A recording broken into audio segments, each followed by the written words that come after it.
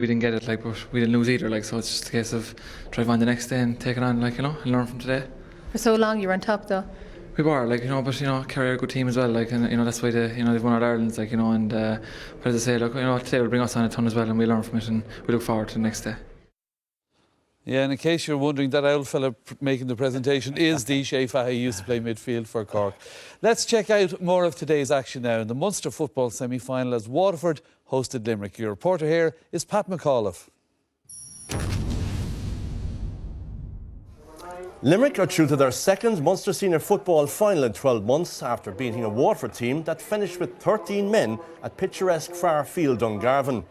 Beaten in last year's final by just 1 point by Cork, a determined Limerick side raced into a 4-point lead in the opening 10 minutes. Ger Collins pointing within a minute of the throw-in. And then scoring their only goal when well set up by fellow corner forward Stephen Kelly. Matters got worse for Waterford when midfielder Tommy Prendergast was sent off by the referee for this challenge on Limerick's James O'Donovan. On second view, it seems as if Prendergast was starting his jump when making contact with his opposite number. Whatever your view, it was certainly the turning point of the match. But the home side showed great spirit to respond, and when dual player Gary Herney grabbed a high ball, held off a defender and fired a low shot past Brian Scanlon, the sides were level, 1 goal and 2 points each. That made it 3 goals and 6 points for Herney in the championship in the last 5 seasons.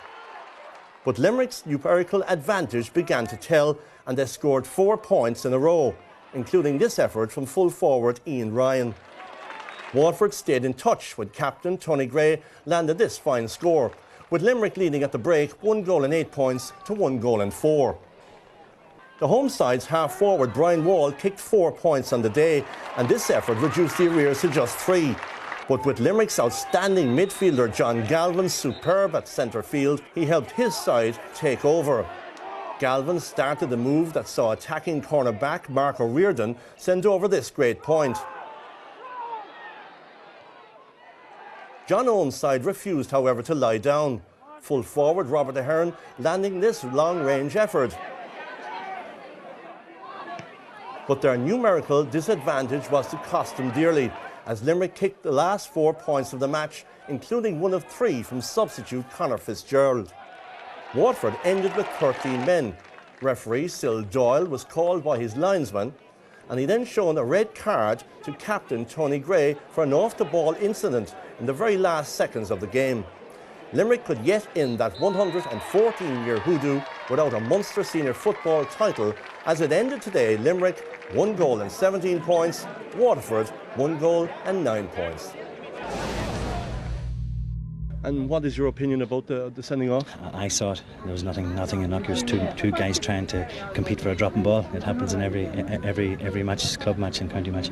Disappointing, though I wish Limerick all the very, very best, you know, and in the final, you know, they used their extra man very well, and so like they obviously deserve to win. Just a pity that Tommy went off so early in the game. On today's performance, we need to improve a lot to trouble either Cork or Kerry.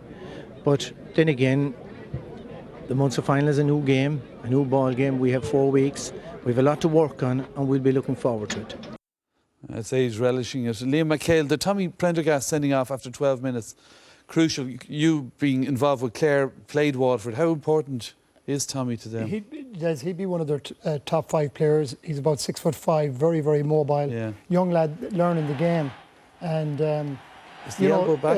That, lads, is definitely a red card. A high ball coming out, he swings an elbow, catches the Limerick midfielder in the face, and I think there's no yellow card or no excuses there. He must have got a rush of blood to his head, a little bit excited. 12 minutes in, one of your best players, a midfielder, gets sent off. You're fighting an uphill battle straight away after that. 114 years on, Tony. Limerick go into another Munster final now. I know you're a fan of the Limerick footballers. I just feel they've been very unlucky over the last few years. Limerick are a side. They've had huge quality like Jim O'Donovan and John Galvin midfield. John Galvin has been one of the best midfielders. I've been saying this for years, and he's getting no credit for it. Now, the 4th of July, they have 4 weeks to get things right. They have a good forward line. They have a very decent back line, and they'll be really relishing the Munster final. I suppose this game today for them, after 12 minutes when Ger Collins got the goal and he got sent off, well, that was the end of it really. With a quality side like Limerick, who have not alone get to the final, but they want to win the final. You know, it's very hard for Waterford. Yeah, well, Limerick played Meath last year, and I was very impressed with them. Of course, they probably should have beaten Cork in the Munster final earlier, and this year the Munster final is on the 4th of July, so maybe it'd be Independence Day for Limerick. After 14 years, it'd be some independence. It'd be great for them. Well done. And it wasn't a bad year for Waterford, I suppose we should acknowledge in the overall context of things. Well, still to come, we'll be talking hurling with Pete Finnerty. But next up, more football from 3 provinces, including the big one in Ulster. It's Armagh versus Monaghan.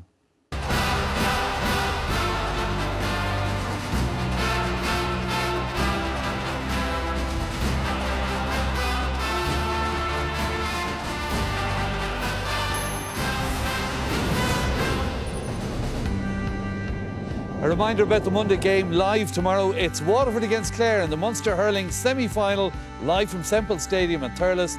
You can join Michael and the lads from 2:30 on RTE2. Well, next we head to Casement Park for the eagerly anticipated Ulster clash between Monaghan and Armagh. Watching this one, Martin Carney, and first, Dara Maloney. Well, both teams, they are noted for what are now described as giving away tactical fouls. Freeze way out from the opposition goal, which just slowed down the play as McDonald looks for the first point, and he's got it. What a start for Stevie McDonald, the Armagh captain. Armagh, the Division 2 National Football League champions.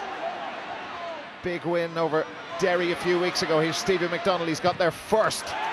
Now he's got their second. That's absolutely brilliant. Super point from Stevie McDonald. 2 attacks for him, 2 scores, and Armagh go in front again. You think back to the first 5 or 6 minutes, they'd plenty of the ball, but only 1 point, and that was from a free from Paul Finlay. Now maybe Hanratty is a free man inside. It's Tommy Freeman. Freeman for Monaghan. Goal! All week they've been talking about the threat posed by Conor McManus, that it takes the pressure off Freeman, but Freeman thrives in the pressure. Here it is again. But what a ball that time through. I think it was by Gary McQuaid. A beautiful dink ball. Great awareness by Kieran Hanratty. And again, calmness and precision personified by Freeman. And he does what he's brilliant at, getting goals. It's now Paul Duffy. Both wing backs for Armagh, very comfortable in these sort of areas.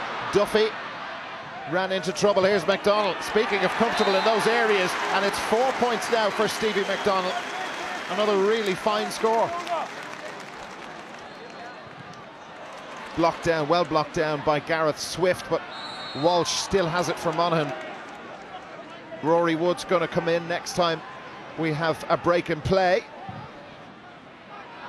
Tommy Freeman, the Monaghan goal scorer, in after it. Brilliant, he's beaten Andy Mallon. Freeman on the left boot. Over the bar. Great point from Tommy Freeman. Level for the 4th time. Clerkin for Monaghan. Paul Finlay. Finlay sees a gap and goes, and he's got a right boot. We know the left foot is very cultured, but the right one very effective when he needs it.